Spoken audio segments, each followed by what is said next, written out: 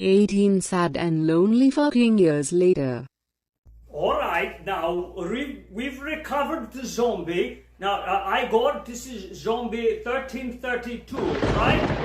Yes, alright. So, zombie, unfortunately, Igor did not take the proper precautions on securing all the zombies, and zombie here 1332 escaped and was found huddled, shivering in an alley behind in a toy store of all places.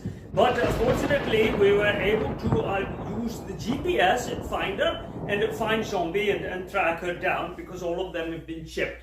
So we've got zombie here quite secure. Now zombie is still alive, as we like to say, and so we're going to find out. Zombie was not acting quite like zombies should. He was very lethargic, even for a zombie. So I'm going to find out what zombie's been ingesting and find out what's wrong. So if we have any problems, we have the usual tools to get through bone and sinew to get into zombie, but we're going to first use this very effective tool on average. This will cut right into the stomach cavity and get in there and would pry things open. So here we go. And there you go, yeah. All right, yeah, and a little bit here. And good, yes, okay, hit the bone there. All right, okay. So zombie, okay, we made the incision with the zombie, and then we're going to pry zombie open. You should always have one of these around, it's very helpful. And we're going to pry zombie open here. All right, and pry the ribs. There. And just pop it. There it is. All right, there's pop right there. And let's see what we can extract here in zombie. And out here and this is not good at all. I mean, well, yeah, this is something zombies ingested, a nasty fella, but they're only partially digested. Or the little centipede, all right, and here, there you go, an entire iguana, just swallowed right up, zombie, just no chewing at all. Yeah, that's zombies, that's what the zombies do. And orange next to will kill more than a few, yes. A poisonous snake, but zombie, these things don't affect zombie. A rubber ducky, okay, and here, nasty, tarantula, the zombie, and managed to keep all the legs on, and no chewing, of course, and look, pump of some kind. So zombie is getting her stomach pumped right now, so to speak. All right, and now I don't know what this here is for. I'm not sure at all what this is for, but it can't be good. It looks like some kind of centipede. And last, another impossible thing. How zombie eats so much things. All right, but that's fun. It's still functioning. All right. Well, now that all of the contents are empty, you're going to stitch zombie back up. And stitching zombies back up is quite simple. Just one of these works quite well. Stitch zombie right here. Here we go. Get ready to sew. There you go. And another. And just one more right there. All right, zombie is quite stitched up. All right, now, we'll let zombie relax here a while, and I've got some other things to do. I want you to clean up over here while I go to my office and take care of some other things. Ladies and gentlemen, Allow me to properly introduce myself. I am Dr. Stevanovich Zordenstein. I am a physio-noir bioecologist. This means that I study the darker side of the physical world and how it relates to life itself. There are those that believe that my area of study has taken me down a darker path. Well, science has always been a part of the Zordenstein family, beginning decades and decades ago with my grandmother. Ah, my lovely grandmother. You'd know her right away from the famous Zordenstein eyebrows. My grandmother was quite a scientist in her own right. Surrounding Zordenstein Castle is a village.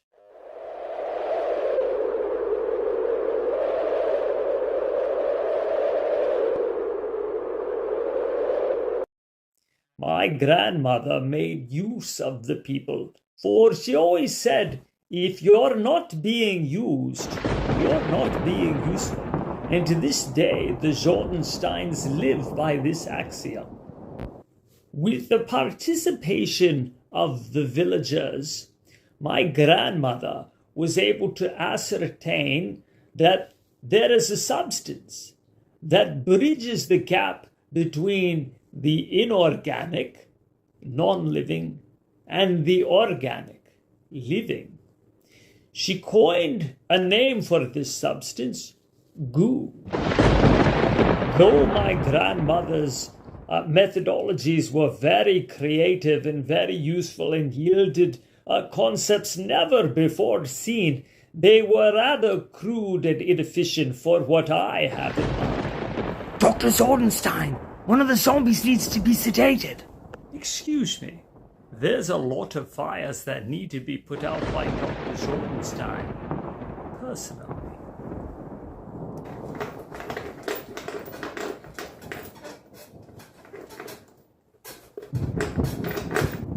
All right, zombie, what seems to be the problem? You need to calm down.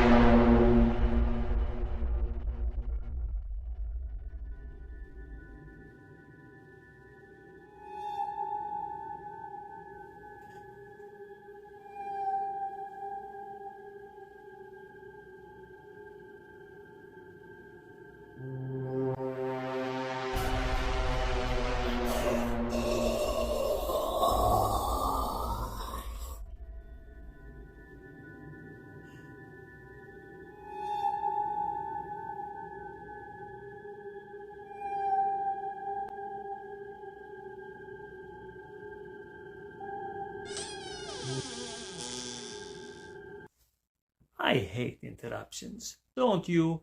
Now, where was I? Oh, right. I need much larger quantities of goo, so I had to invent a method of boiling down the very basic elements of DNA and then creating a kind of life that would produce much, much larger quantities of goo. Many would consider the kind of life I'm talking about as a being known as a zombie. Yes, they are a kind of zombie, but they are specifically designed to produce massive amounts of goo. this is far more efficient than boiling down villagers. I mean, using villagers to extract enough goo for any real purposes that would suit my needs. Well, of course, everything comes down to funding. And how was I going to fund my extravagant endeavors? I would need to fall back on some of my old scientific discoveries in the area of cloning. As you might imagine, a clone might have mommy-daddy issues and some abandonment issues. Well, this is all wrapped up into GL1. He was lonely all the time, and he was inept at making friends and socializing and dealing with, the ladies and things like this. So he attached himself to, plastic. Yes, he started a massive toy collection, so vast that he ended up creating an online toy museum, Toy Talking Stuff. Hello, everybody, and welcome to another edition of Toy Talking Stuff. Well, this is not the only issue with GL1. GL1 is somewhat of a split personality. Well, he created a persona, an Outback GL1, which is kind of an Australian adventurer tracker. He watched a lot of Crocodile Dundee, Crocodile Hunter, Mad Max, and so he took on this persona that speaks with an Australian accent and is an adventurer and is quite actually good at tracking things down.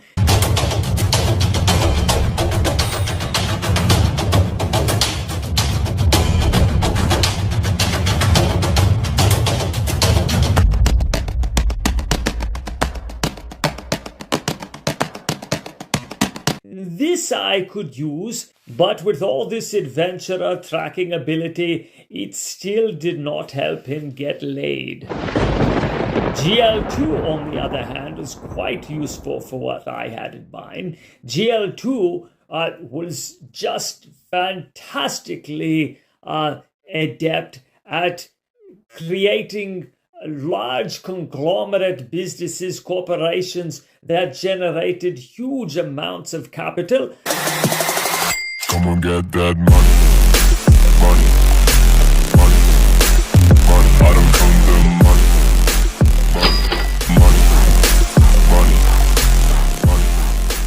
money. That could be funneled to me for my experimenters, and I would not have to answer to anyone, and I was free to experiment and create and refine a better, more powerful goo.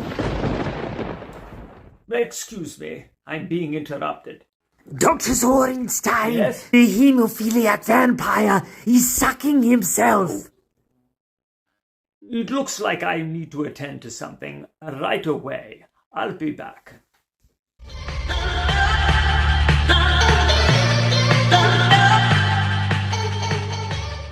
Well, I guess I'd say that's taken care of for now.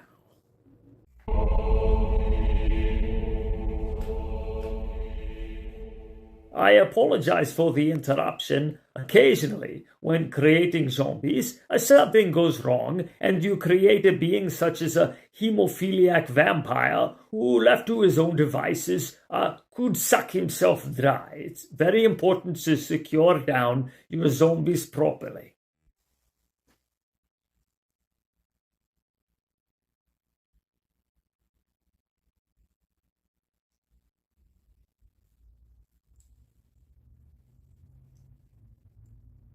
Oh, all right. It's the end of the day. I've finished my wine. How about I take you on a tour of Zordenstein Castle? We'll go to the very bowels of the castle, and I'll show you the power source for my own laboratory.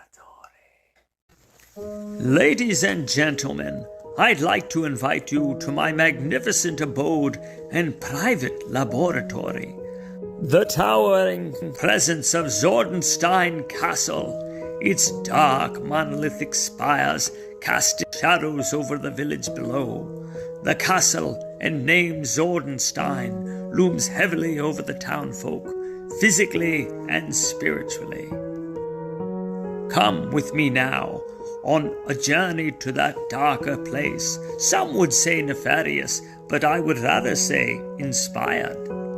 Ah, the towers of Zordenstein Castle. Did you know a ballista can fire a bolt with deadly accuracy all the way into town?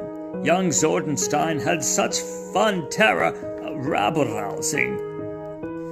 There are stories of dark shadows of netherworldly origin inhabiting these corners, but I've seen no such thing. Hold the camera still, Igor. Quickly now, Igor, let's enter. My grandfather's armor. Blood can rust steel, did you know? What a magnificent set of stairs. Falls prove invariably fatal from such heights. So many cozy corners for lurking spirits.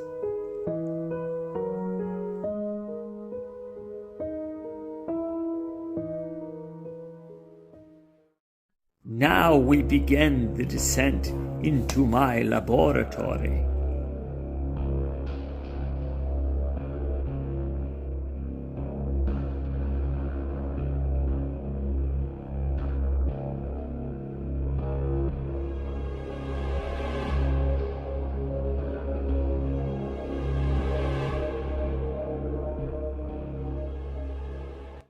It takes a lot of electricity to activate goo.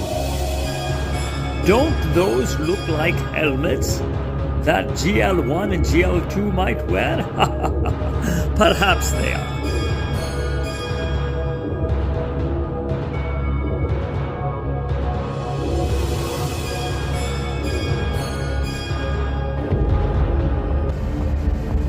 Sometimes I need more power from my fusion reactor.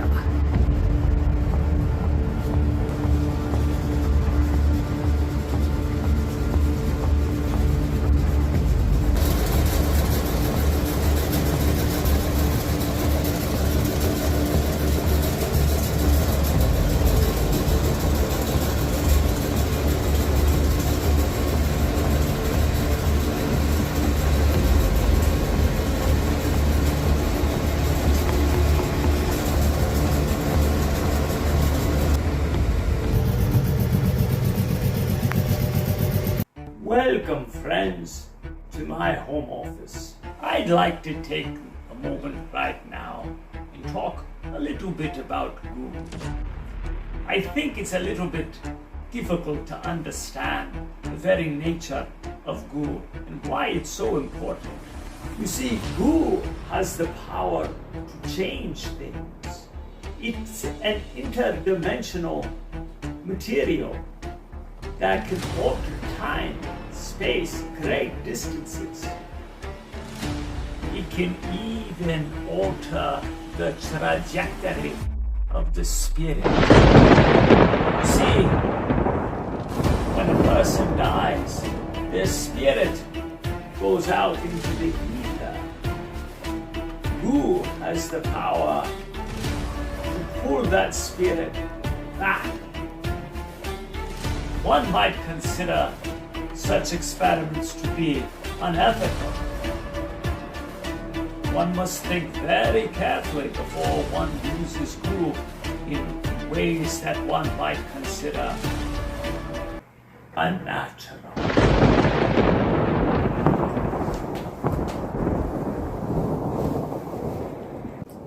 Come with me now to my home laboratory. There is something I need to check on.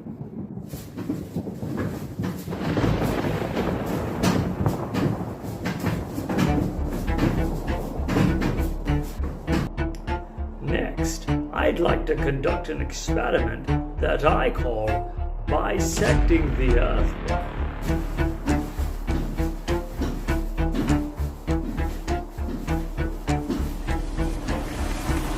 What are you doing, zombie?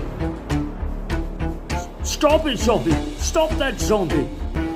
I'm very sorry you had to see that disgusting display by zombie. Although, that does give me an idea. It has come to my attention that GL2 has been conspiring to take over GL1's toy show. GL2 simply cannot get over wanting to have everything. For GL1, we'll only have to guess at what machinations GL2 has in mind.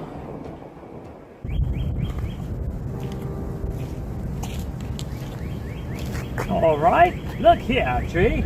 I hear you're the wisdom tree. Well, I'm looking for answers. I'm looking for your wisdom. Now, I need to get rid of somebody without getting my hands dirty. I need a solution from you. Now, speak up, man, and tell me what I should do. Staying silent, are you? All right. Well, I have ways to get answers from you. All right. How about this?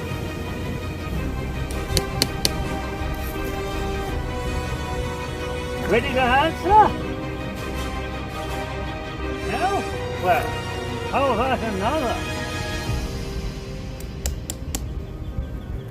I've got several more. We can go on all day. Now, I'm looking for answers, and you better start speaking up. All right, tree. You're already beginning to get sappy on me. Ready to answer?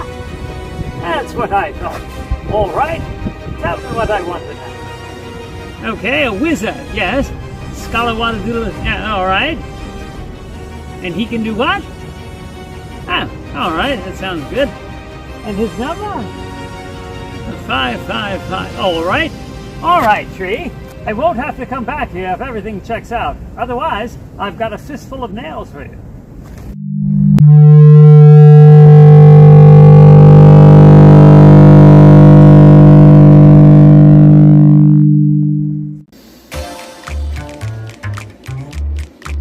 Well, I suppose now's as good a time as any to get this done.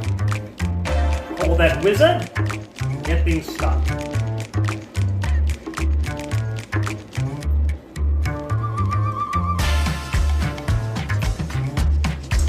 Hello, Stalwalla whatever. My name's GL2. Now, never mind how I got your name. I think we can help each other. Right? Well, I know that you've a problem with a specific individual, Dr. Zordenstein. Yes. Well, I'm not too fond of him either, but I'm less so of my brother, GL1.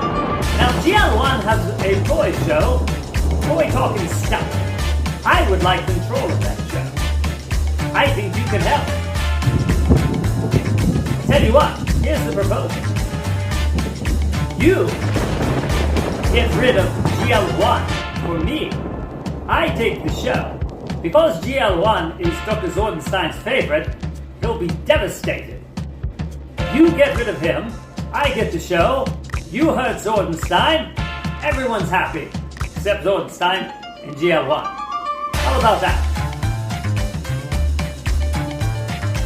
Alright, well look, now, I'm a very busy man. I don't even have time to say your full name. I need this done, chop chop, very quick, alright? Get on that, my man. Alright, I look forward to your solution.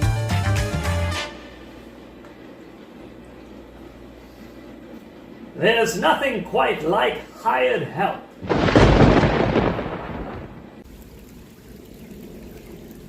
Yes, I'll help you out, GL2. Don't worry, I'll be getting in touch with you soon. All right, ta-ta. What an asshole. I'll have to do something about that fella. But first, I will take care of GL1. Anything that hurts Zordenstein. But GL2, you'll also get your comeuppance. Oh, so will you.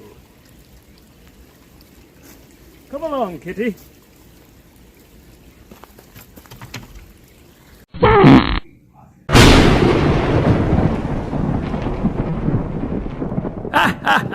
GL1, now you'll be miniaturized and victimized. Oh no! I've been miniaturized!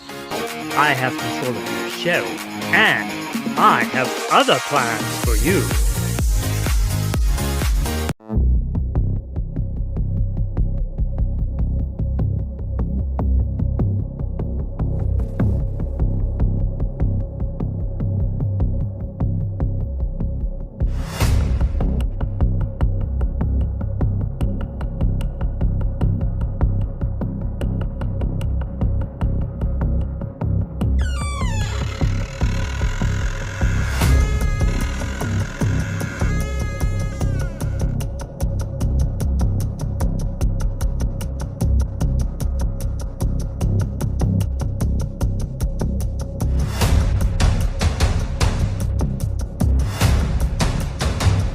Now you're in my clutches, GL1.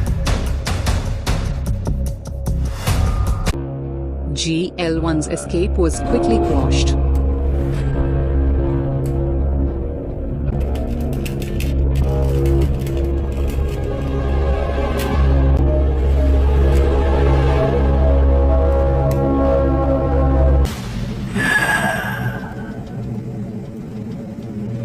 Meanwhile, a rescue team in the Zordenstein machine camper van came to the rescue. An unlikely group: Darth Vader, Chewbacca, Mr. Spock, Batman, Sparkles Barbie with her hoverboard, Claudine Wolf and Mermis to the mermaid. Yes, a mermaid.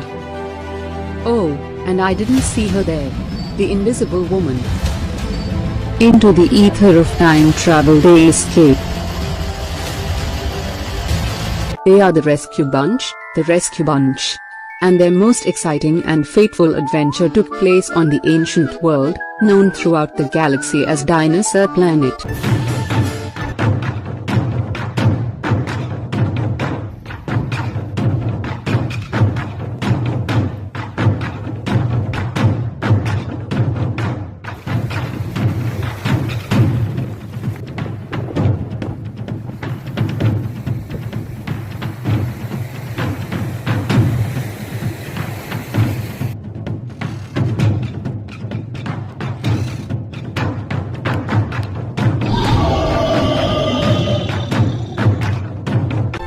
Invisible Woman, what are you doing?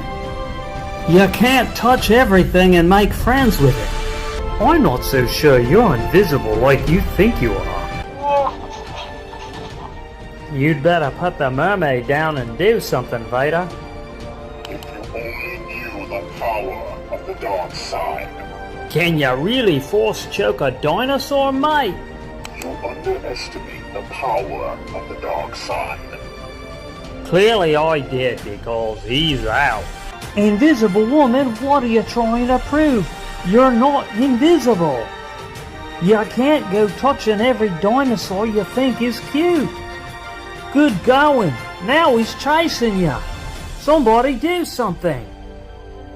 Luckily Batman was close to you. He's really got the bull by the horns.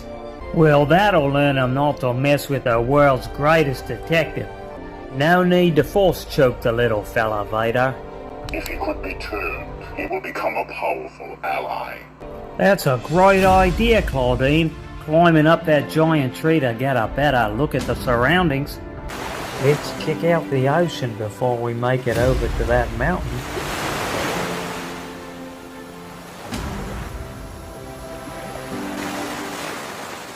Our mermaid friend wanted to communicate with Panastrophius. She had hoped she could help us find plutonium. We need plutonium for our time machine. The wave took her from us.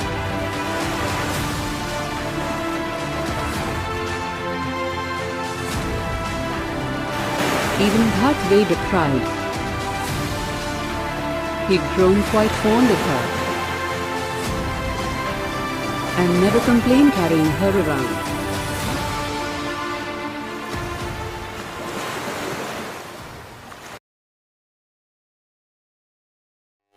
We'll be ready to go.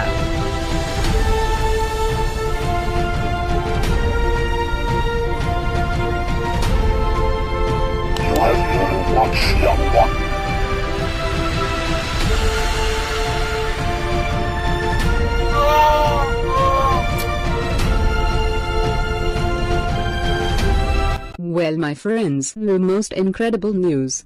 Our mermaid friend, Mermister, was rescued by the Mermaid Queen of Dinosaur Planet. The mermaids are a most advanced species and tens of millions of years ago, seeded water planets with their kind. Mermister sensed the Mermaid Queen's presence and was drawn to her. She was compelled to swim deep into the Dinosaur Planet's dark deep Silurian Sea. The Queen was so happy to make a new friend from across the galaxy. She explained to Mermister that mermaids are powerless to stop from being drawn to each other. Unfortunately, in this case, Mermister lost her friends who thought she perished in the rough seas and they left Dinosaur Planet. The Mermaid Queen, however, has a spaceship she would be delighted to give so that Mermister can have a chance to find and rejoin her friends.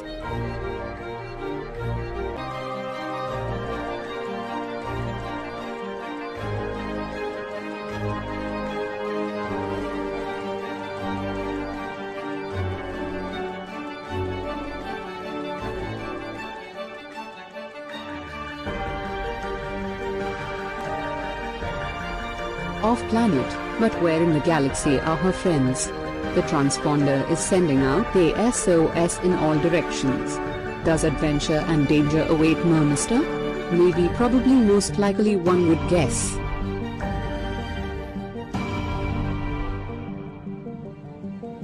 Simultaneously, there were other events taking place that would dismantle the conspiratory plans of the wizard, Scutawa Ledutalon today, and the ultra-wealthy playboy, GL2. Those rapscallions who took over GL1's toy show.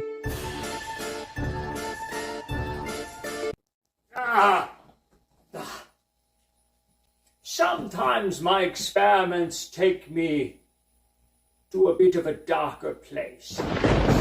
My research, well, it can be used for, let's say, different purposes. And, well, when I use more power to bring life to biological creatures, you see.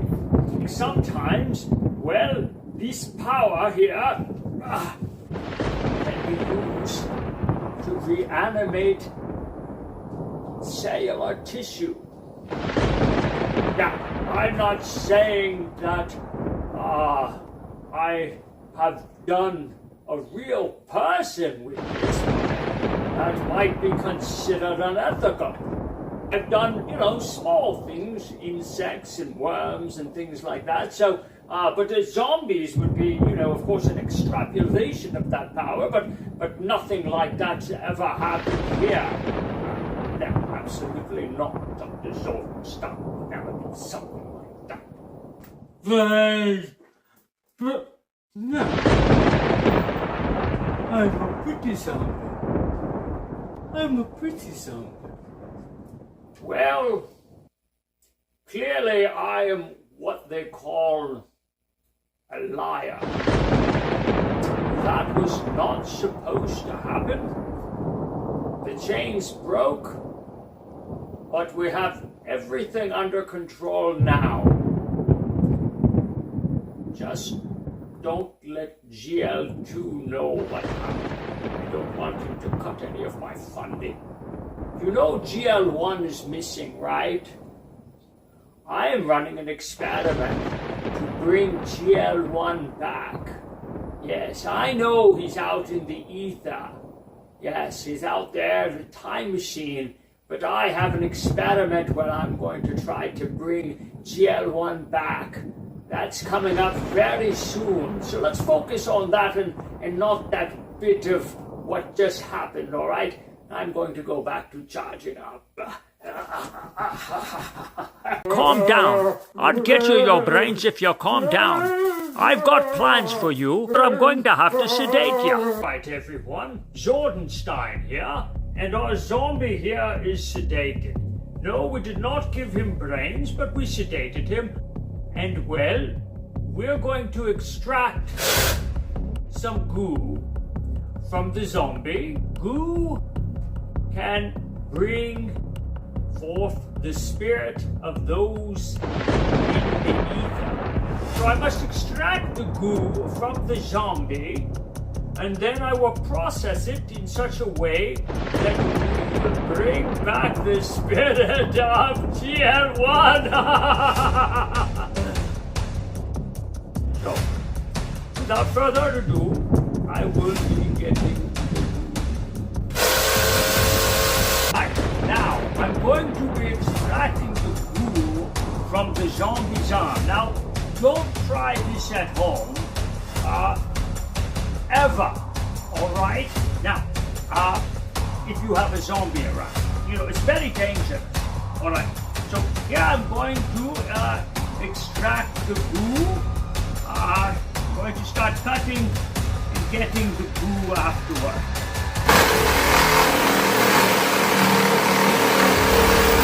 Come on, zombie! The bones are rather dry!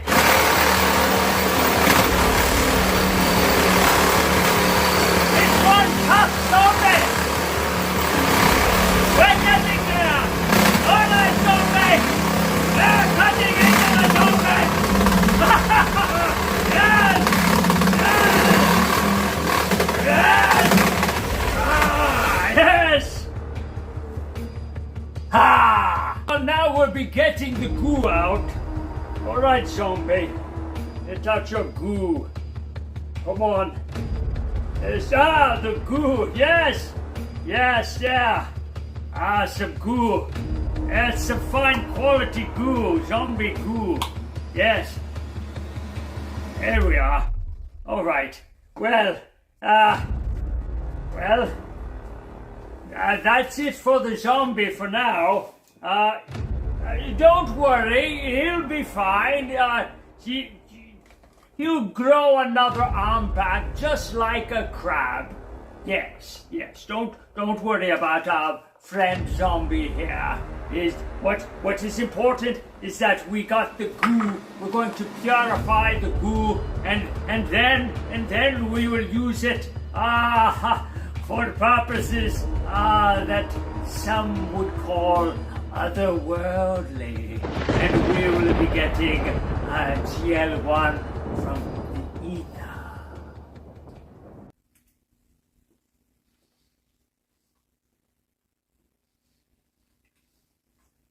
Dr. Zordenstein here, and you know, not bad. It seems our friend here is more useful than just being a provider of goo. I've often wondered, why do the zombies keep wanting to eat people?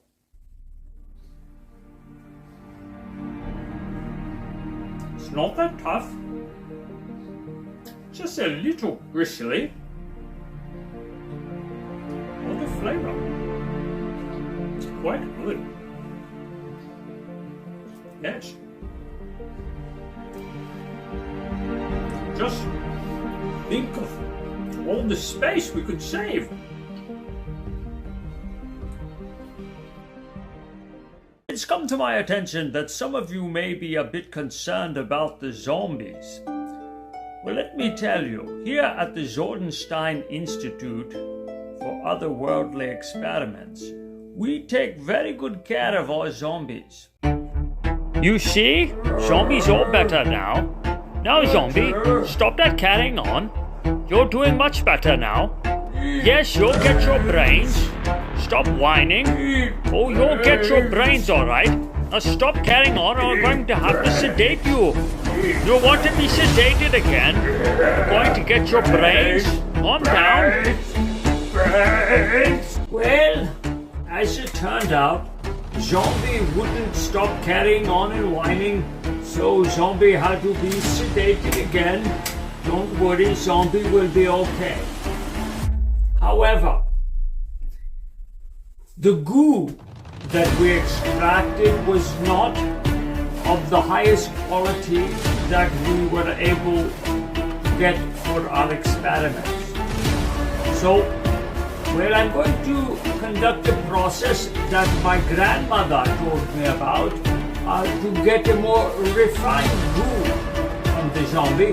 We like to call it keeping it in the family goo. So, I will be conducting this new experiment to extract a higher quality of goo. Right, welcome back. In order to save some time, I've done some of the work here already, preparing the zombie for the next stage of getting the higher quality goo. Don't worry about zombie, he's okay. So I already took care of some of the preliminary process of preparing the zombie for the keeping it in the family goo collection. So let's get zombie ready here. All right, and here we are. And all right, there we are. Zombie's okay. Zombie's going to be just fine. All right, now, well, okay. So the process is, zombie wanted brains, and zombie is going to get brains. Zombie's going to get what zombie's been asking for. Oh, zombie's definitely getting what zombie's asking for. So here we've got brains, and well, what we do is we're going to feed zombie some brains. Zombie, here you are. Zombie's brains. There we go, zombie. There's some. Now the process of giving zombie brains is that zombie would then produce a higher quality of goo. Ironically, one might think, actually out of each zombie, good zombie, out of the brains. So it's just a little bit more for zombie, and there we are. There. Yes, it's coming. Yes, all right. So you put the brains in your mouth, and then out of the back of the head comes the more goo. The highest quality goo, you can see it's very clean goo. So now we have the goo that we need to bring the essence of GL1 back from the ether. So, and as I don't worry about zombie, just like zombie's arm was okay, zombie will be fine. We'll just let zombie sleep here a little longer and rest up, right, zombie? You'll be fine. And we'll be right back with our next process of this, bringing GL1 back from the ether. And I'm back, ready to conduct that exciting experiment of bringing GL1 back from the ether. We're using the electric sphere of power. Oh, what a charge. I love it. So we are going into the goo, the high quality goo. Running the wires from here.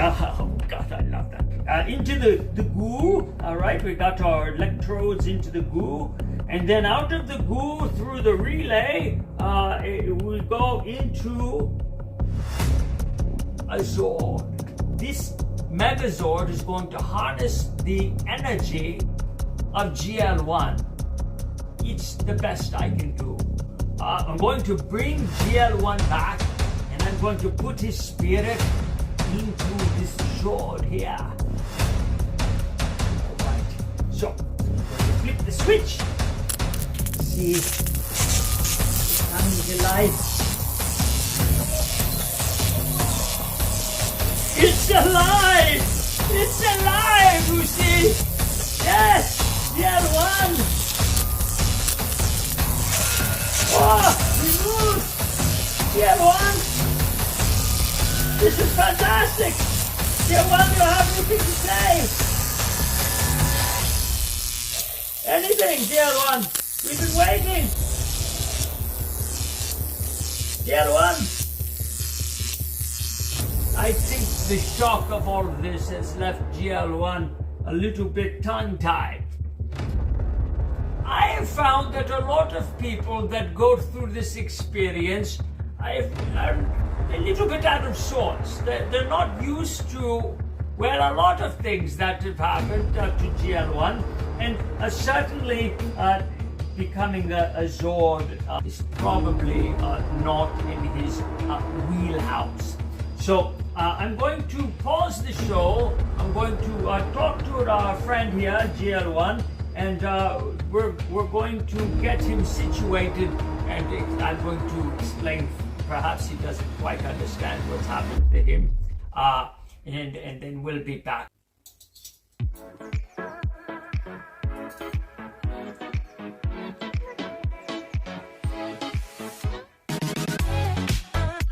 Zordenstein here.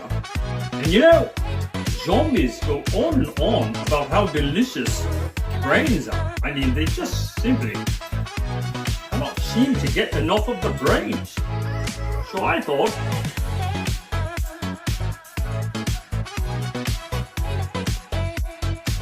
we must be missing out on something. I think we are. Well, while I'm finishing my dessert, let's see how GL1 Megazord is getting along, shall we?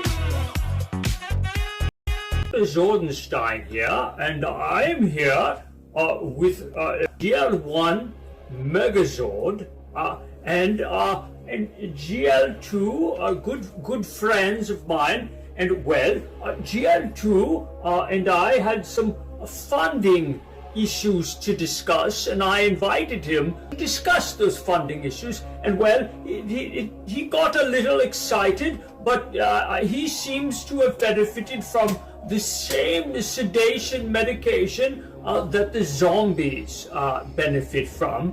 So now, no more funding issues. Everything is going to be fine now.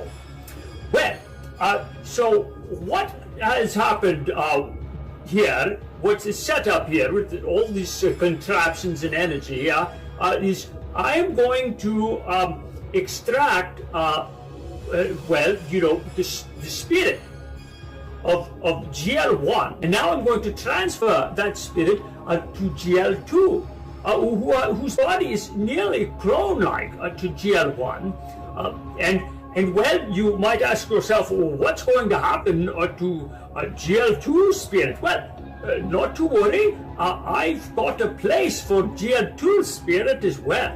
So we're going to make this triangle of fun. We call it fun, and everything's going to work out all right for my colleagues. I firmly believe this. So on with the experiment. I'm out of the way. I'm going to hit the power switch, and here we go. Well, there's some sparking going on. Well, it seems like things are going all right. All right. Good. Experiment over. Oh my God. Dr. Zordenstein. Oh my God, I'm back. Oh, this is fantastic. I can't wait to do my show again. Not so fast. Oh man, I bet a lot of things have changed. Not really. This is just wonderful. I can't thank you enough. Yes, you can. Right, well, while GL1 is recovering, let's check to see if everything's all right here. And yes, everything is as expected. Yes, we have GL2 still still a little groggy from the sedation method, still out. But yes, we have GL2, and yes, he's miniature. You see, in comparison to my hand, the GL2 is now miniaturized. This is no problem. GL2, I'm sure he has all kinds of people that can run his finances. And we'll be checking in on GL1 and see how he's doing. Well, goodbye, GL2. Have yourself a nice trip to the stars.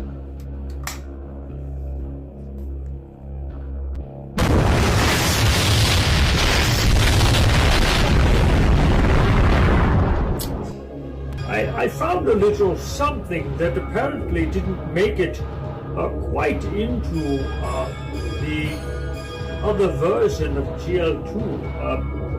It seems that some of his brains were left behind.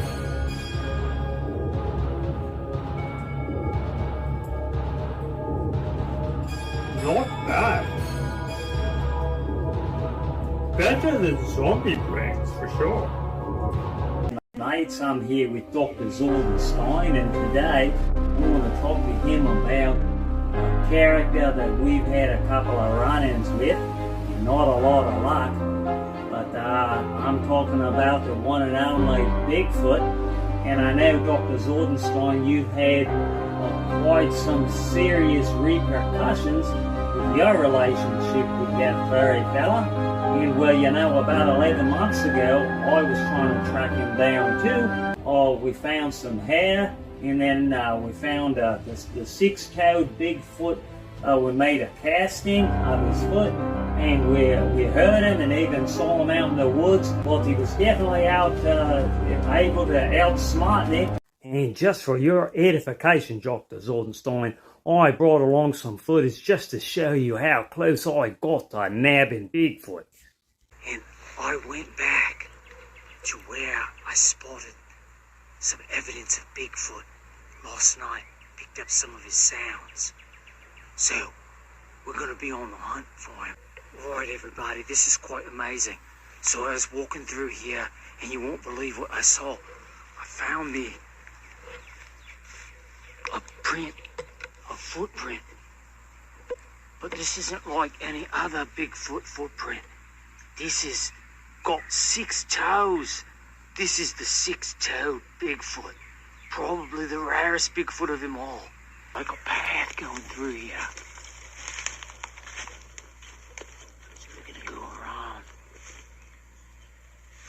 Gotta be real sneaky.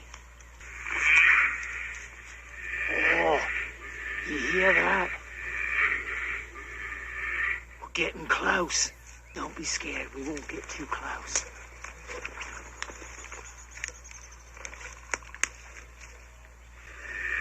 Oh, he must know we're coming for him. Oh my, that's a different sound. You see that there? I see some hair behind that tree. Look at that. Let me zoom in on that. A little bit of some reddish hair. Oh, he's not too happy we're here. He must be in his territory. Oh, there he is. Oh, there he is. Right down the other side of the tree. Oh, he's crouching down. Look at the size of that. Well, let's hurry up and get back.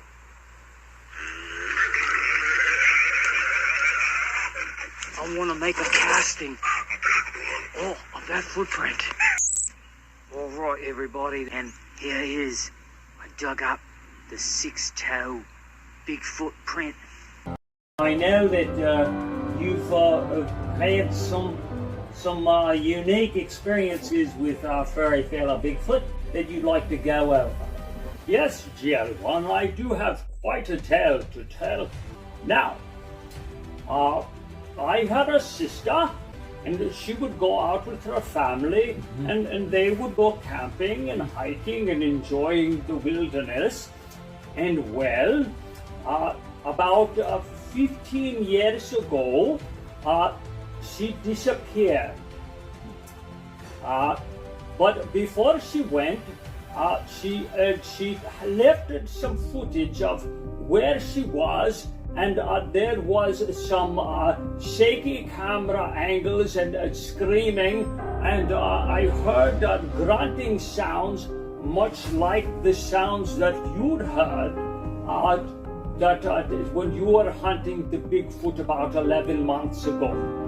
So I went out with some friends, and I went to go find Bigfoot. We chased him up into a tree.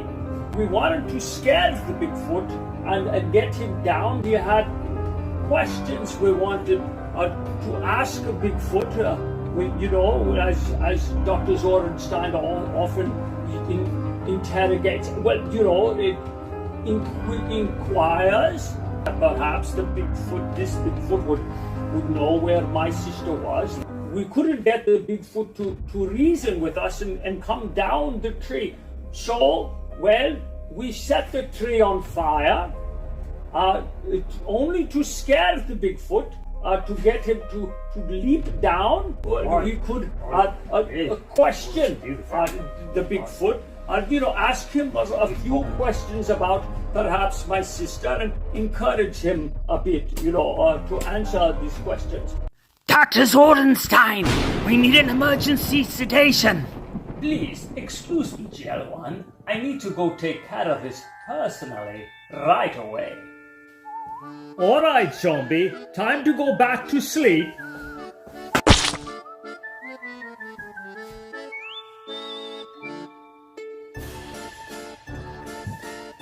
Did everything go all right, Dr. Zordenstein? Oh, no problem at all. I'd say things went better than expected. Yes. More or less. All right, I'll continue. Well, as it turned out, the Bigfoot got tangled up in the tree, and his arm was tangled, and of course it felt bad for the Bigfoot, and so we liberated the Bigfoot from his entanglement. He ran off, but he left us something, and I have that here. You see, now it's 15 years old, so it's a bit desiccated, and well, it's changed color, because Bigfoot, although the fur is dropped off, okay, but Bigfoot left us one of his clawed hands. He just left that for us, and then he ran off. So this is a clue. And I've taken DNA samples. It is definitely a Bigfoot hand. We're going to look for Bigfoot, and we're going, to once again encourage Bigfoot to divulge some information. Now, it will be easy this time to recognize the Bigfoot because he happens to be missing part of his arm. That's quite a tale, Dr. Zordenstein, and I gotta say, a bit sad. And I really gotta wish you some luck on finding Bigfoot, and if you need any help, I'll be there to help you. Because somebody's gotta do something about Bigfoot, and I know you're just the fella to give it a shot. Yes, well, thank you very much. Wishing you all the luck and all the help I can give you.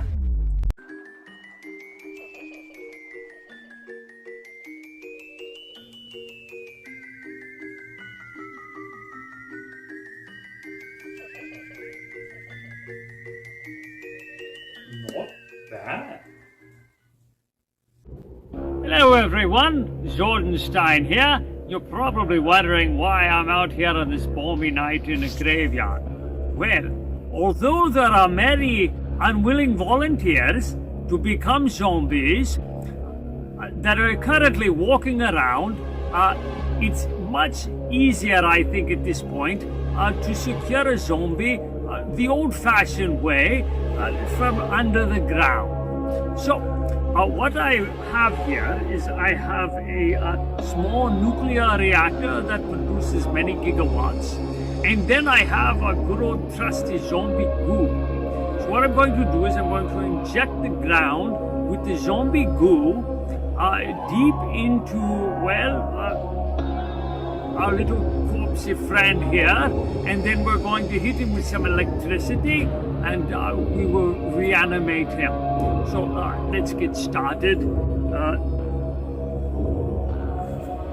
Push that down in there, down into the ground. There we go. And then inject some of the goo. All right. Now, my friend here, Igor, who is filming this, can stop the video momentarily. Okay, so now it seems zombie is beginning to come out. Come on, zombie. Come on, zombie. Push, zombie. Push, push, push, zombie. Zombies, you're doing a great job, zombie. Come on. He's clowning. He's clowning. Zombie is coming up. All right. Let me help him out. I need you to stop the film and help comes. Here comes zombie. He's coming out. Come on, zombie. Come on, zombie. He's coming out. He's coming. Comes. Here comes zombie. He's coming out. Greetings everyone, Zordenstein here, and as you can see, our zombie friend has made it safely out of the grave, and he's even been cleaned up. It looks pretty good. So it's very important, I feel at this point, to record everything I'm doing for posterity. I want to be able to explain and show everyone what we're doing. Now today, we're going to explain why zombies need nutrition. You see, zombies are always going on and on about wanting to eat. They want to eat people, they want brains, always eating. However, zombie metabolism has stopped working. Their cellular metabolism is not like ours, and bringing them back to life, well, it's rather otherworldly, and it's not done through, regular means of resuscitating a subject. Goo is a big help in all this. So, bringing zombies back with their own goo is one thing, but then you have to keep your zombie healthy. Now, they can eat all the brains and people they want, but they're still not going to be healthy. So what I have here is I have the right mix of nutrition that we're going to prepare for a zombie here. Now, first thing you must do is you must prepare how the zombie is going to take in this nutrition. Now, the orifice that we call the mouth, they can eat all they want, but it's not going to do anything getting to their stomach. So you must go directly into the brain, because that is what they need to get their nutrition. Is it must go right to the brain. So you must get to the brain like thusly. Come on. All right, come on. There we go. It's going in directly into the brain. You see, okay. So now we've made ourselves a little bit of an incision.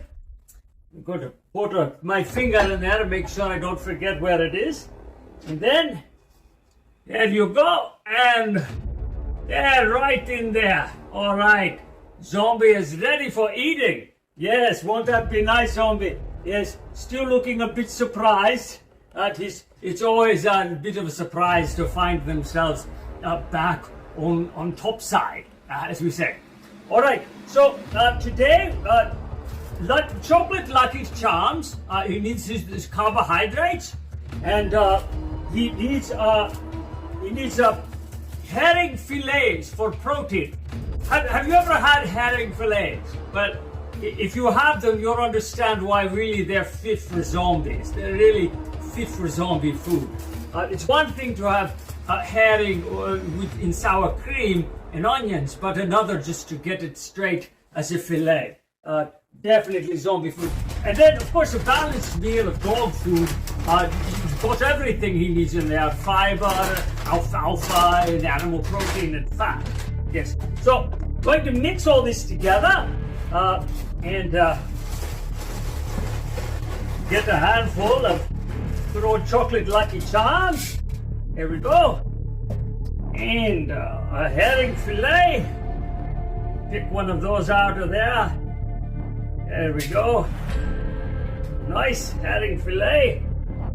And a little bit of this brand here. Basics Blue. Really, any brand will be fine.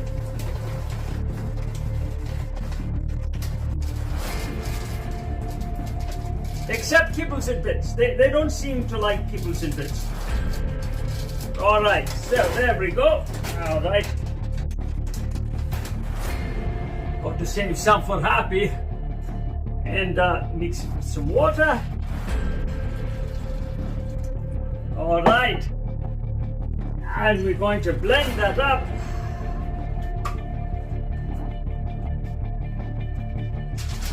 Shaken, not stirred. Right, shake it up, but we're going to take it another step up to blend it.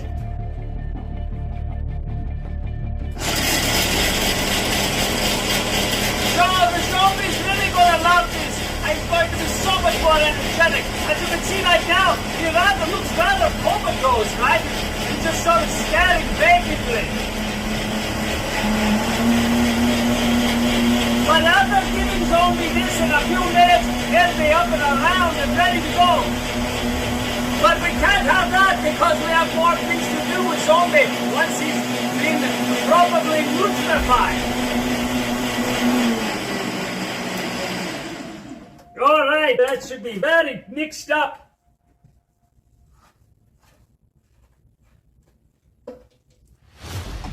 Here you go, Zombie. Down, well, into the hatch. Something. There we go. Pour that right in there. Alright. So, step one. It's been done. Zombie will be absorbing this and it'll be feeling much, much better. Alright, and then we'll get on with it. Sometimes, when mixing things with goo, you don't always get what you expect. Alright, and we're back, and Zombie here is ready for his follow-up procedure. Now, what I have now is I have Happy here, and the first thing you'll notice is Happy looks more like a wolf now, and that is because when we injected Happy with goo, it brought out more of his wolf characteristics. Goo is very magical, one could say, but it's all science. Science! We will not be blinded by science.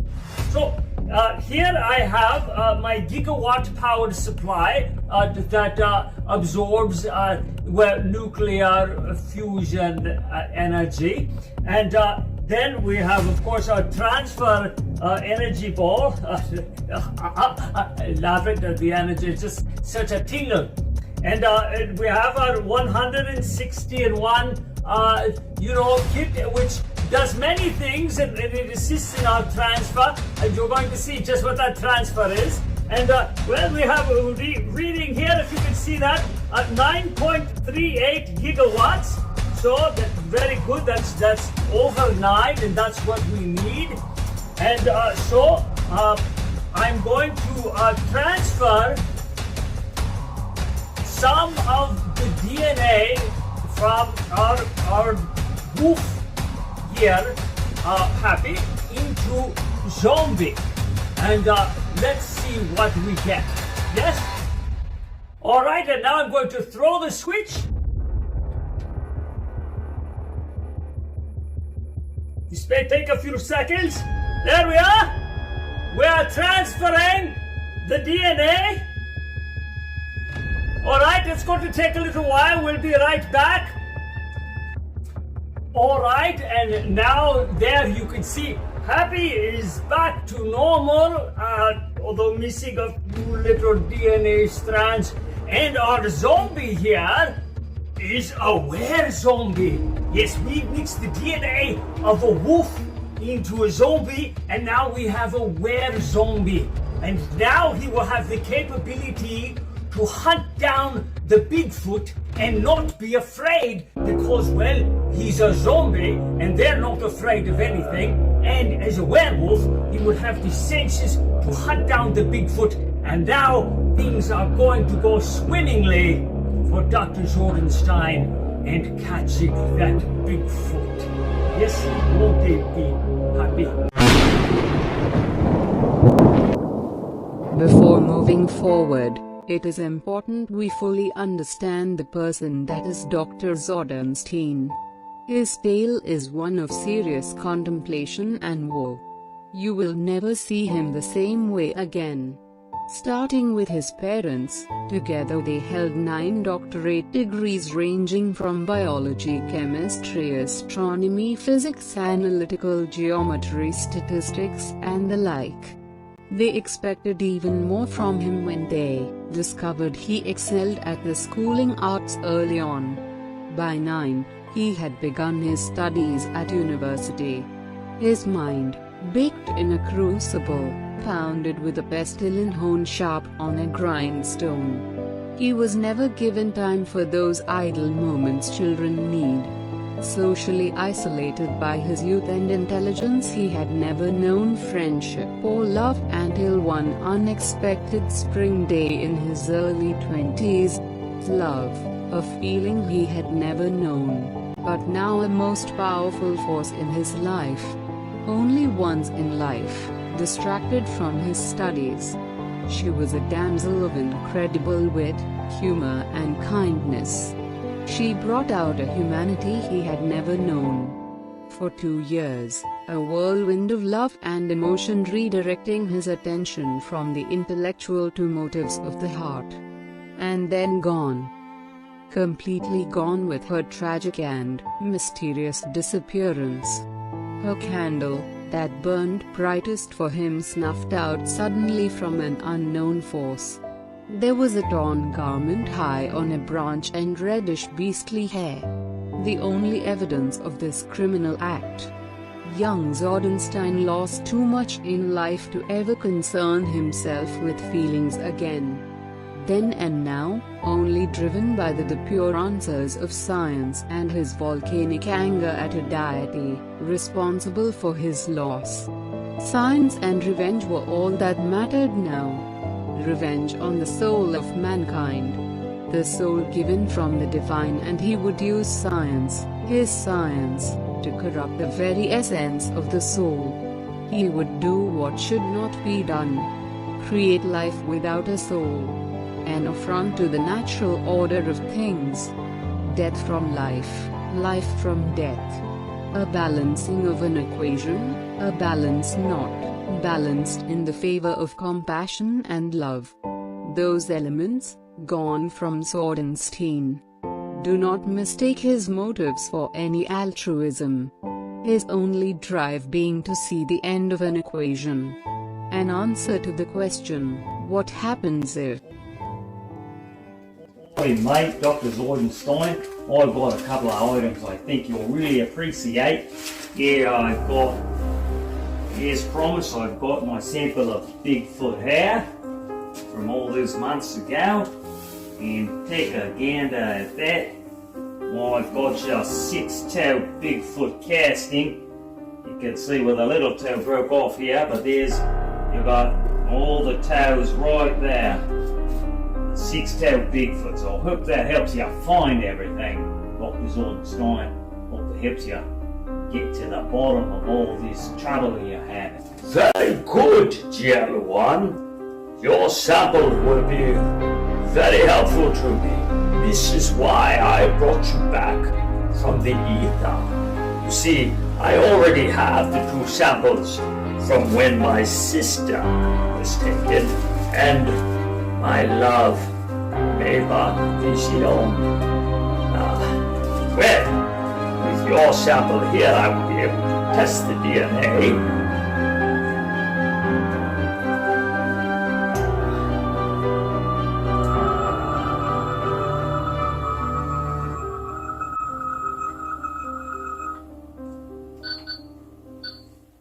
very interesting.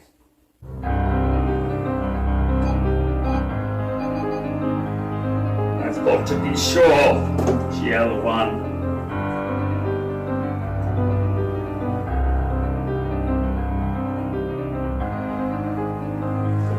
There are forces at work here that perhaps you do not understand.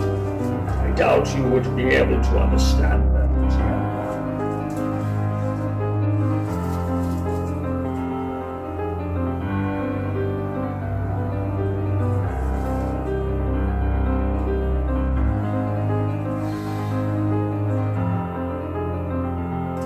Just as I suspected. There are dark forces at work here, GL1. Couldn't it be a coincidence, mate? It's not a coincidence. There are too many things happening here to be a coincidence. But for right now, what I'd like you to do is be off. Go to the basement here at the Institute. Use the GPS DNA finder.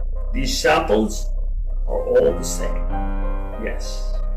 Take the GPS DNA finder, take the transport, go with the were-zombie, hunt the Bigfoot and bring him back here.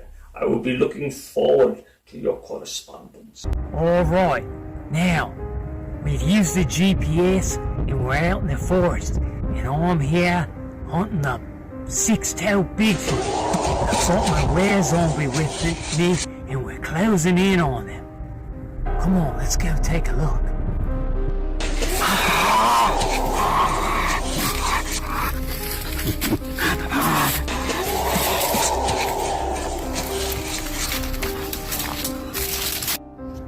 Alright, so we've heard his noises, so we're closing in on him.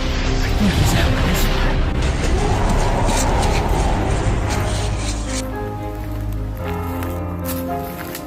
I don't want to get too close.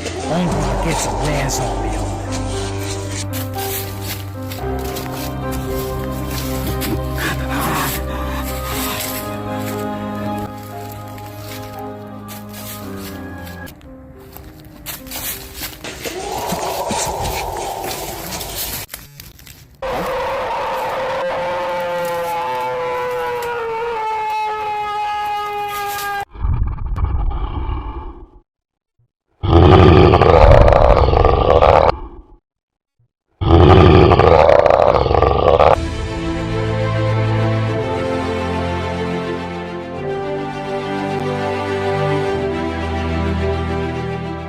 Gotcha, big fella.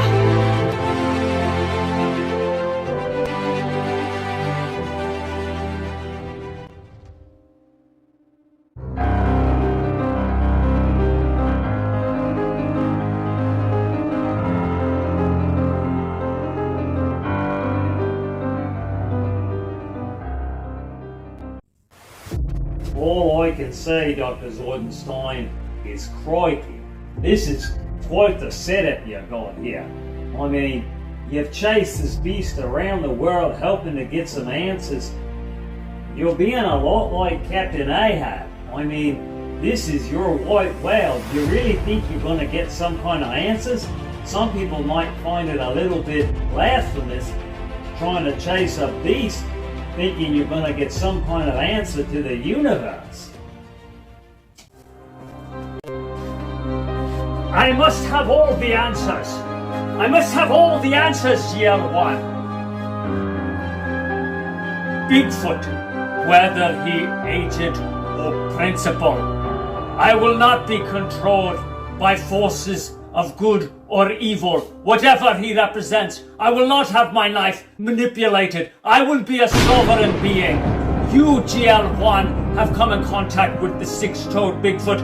Could it possibly be a coincidence that your life and my life have intersected over this being Bigfoot, and the things that were taken from me, the loves of my life, taken from me, the one time in my life when something I cared about was taken?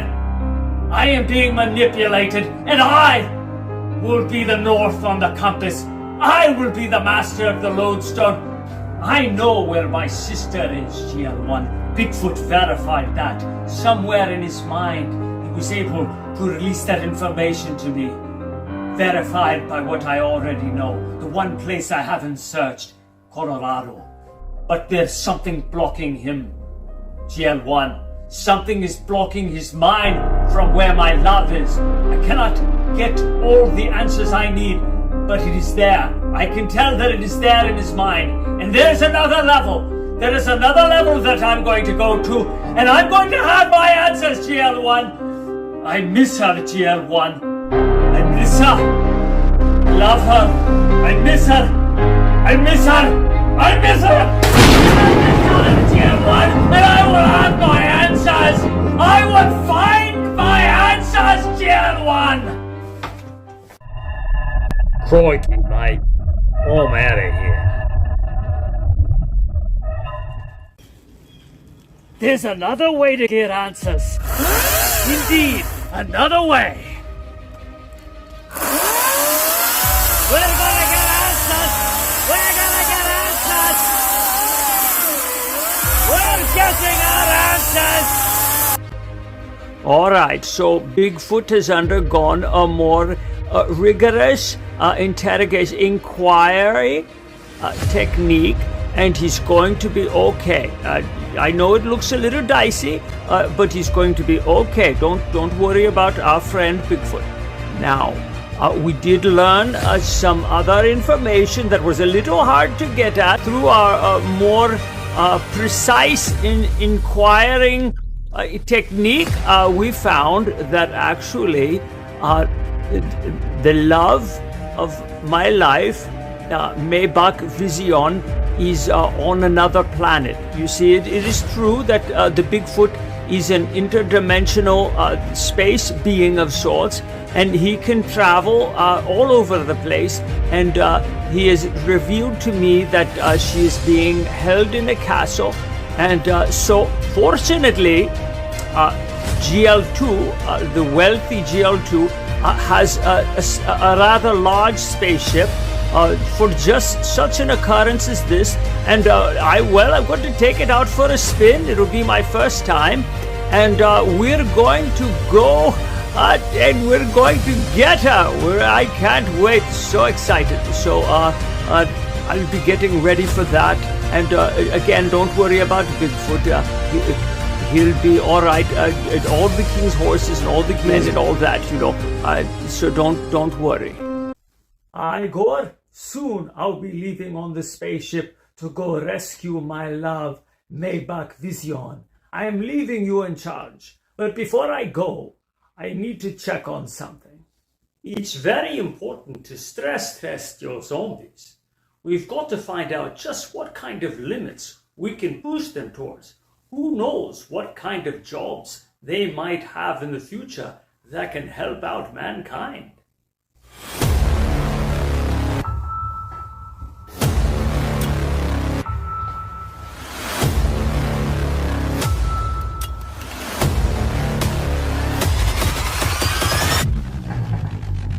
Well, look at that motherfucker dance. As you could see, zombies quite resilient. Making a thinner zombie can be very helpful if we need to get them into tight spaces. Zombies are rather dry inside, thus you don't get a lot of fluids coming out. How nice.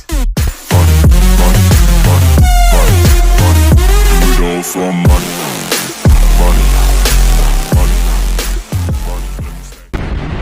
I'm coming for you, my love.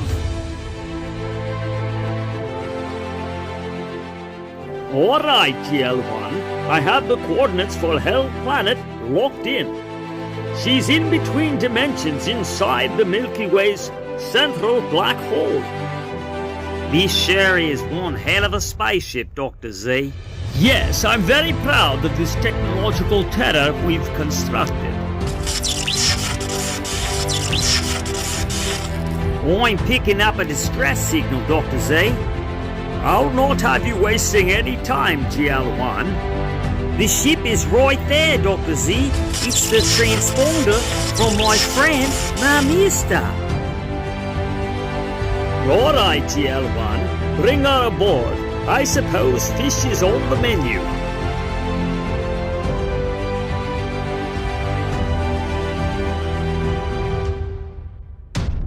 Crikey, this share's exciting. I thought we lost her forever. Well, hose her down, GL1. I don't want that smell in here forever. This is a space yacht, not a fishing dinghy. Egads, Dr. Z. I think I'm gonna stay in the ship. Hell smells worse than it looks. How do the demons stand it? Well, GL1, they don't wipe their butts. There's no toilet paper down here. It is hell after all. G'day, mates. What a corker, Dr. Z. My buddies, the rescue bunch. Bring them onto the ship, GL1. I insist you all stay here. I'm about to go crusades on these hellspawn. Hell hath no fury like science. Science!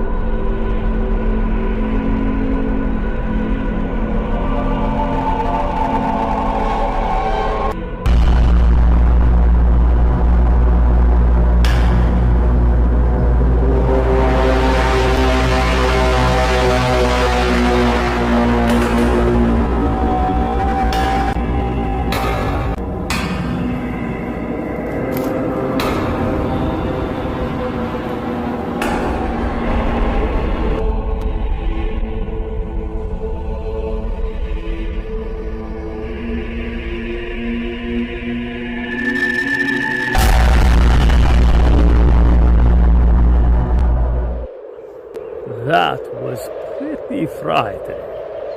All right, thou beasts, ghouls, and goblins.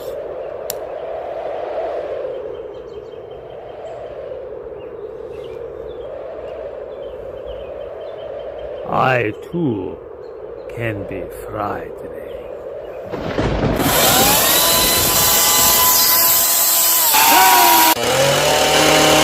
I'm a doctor. You'll be alright. Head bone connected to the next bone. Don't worry. I'll give you something for the pain.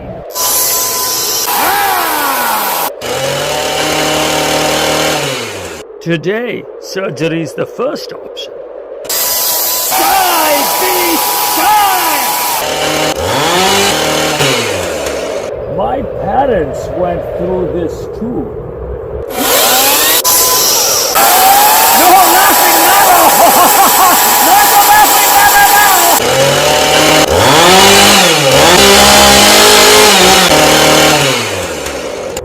With a little rest, you'll be feeling better.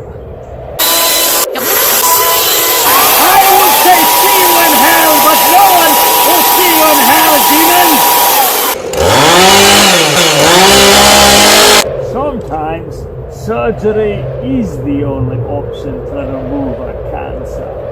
That was some welcome into hell. Cutting all that meat has made me hungry.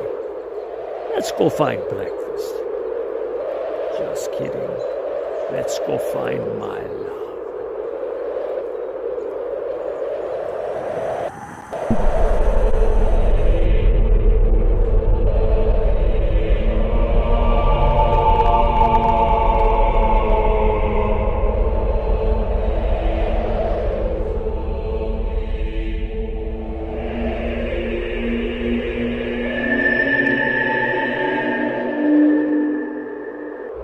That's my old dog Fluffy. I'm not surprised you're here. That son of a bitch never liked me.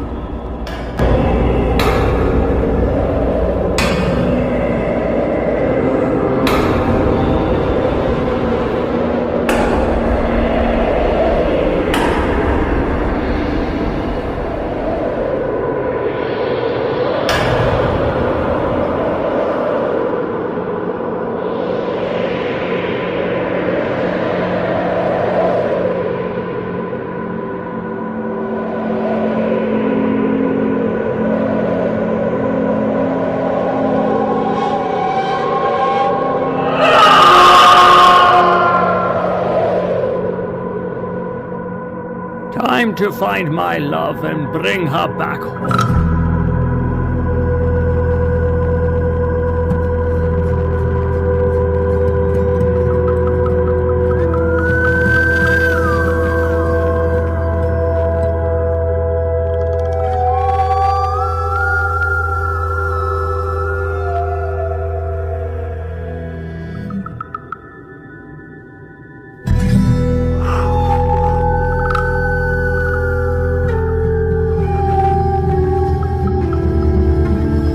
Hades Castle. How quaint.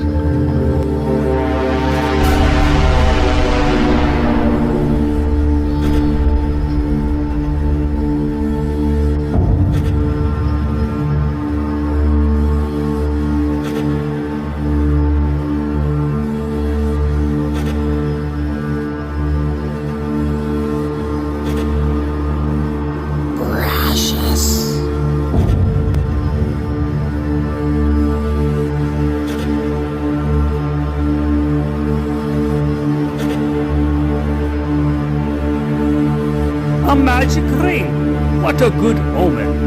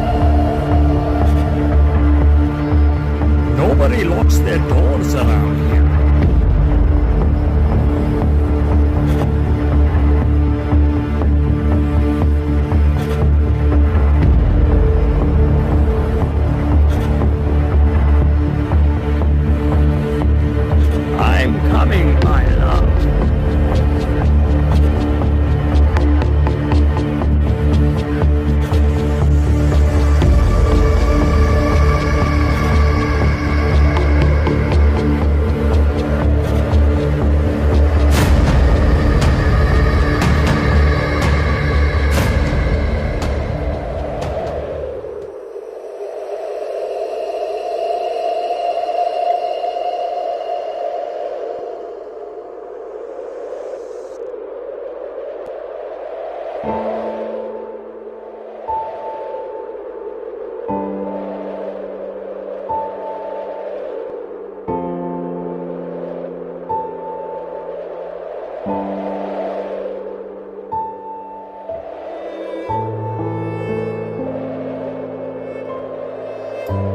love, I went to hell for you, and I would do it again.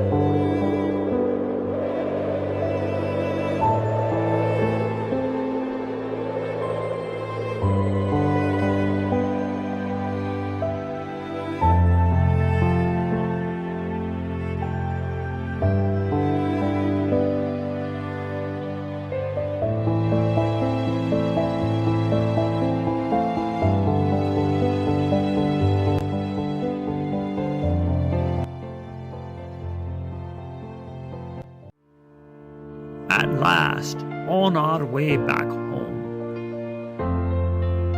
Oh look, there's one of those quaint Borg cubes. How cute. Lord Vader, isn't that your little space station? Don't be too proud of this technological terror you've constructed. The ability to destroy a planet is insignificant next to the power of the Force. I guess you've never heard of Goo. Look, Mr. Spock, you're old buddies. Ah, the Battlestar Galactica. Will they ever find their way to Earth? Shh, don't tell them. I have your soul stored in here, in this energy matrix. But should I bring you back, my love, so much can go wrong.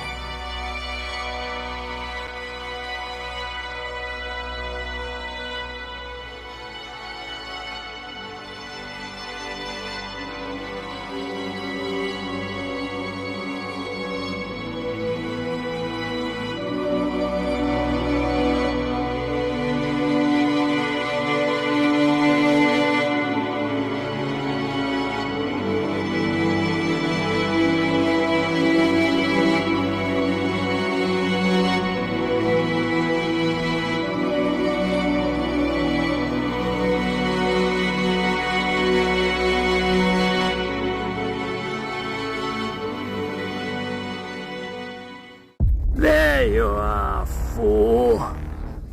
I have tormented the Zordenstein family for decades, manipulating them to carry out my plans. Magic is stronger than science, stronger than evil. Inserting the dumb brute Bigfoot into your life and that of GL1 worked out seamlessly, driving you to madness and psychosis by kidnapping your sister. And only love Maybach was more than enough to push you to excise that infected pus, Lucifer. Now, I will be principal power in the underworld. I will have control over all the many souls. Your science is a sad, impotent religion, Doctor. My magic feeds on your suffering and grows stronger.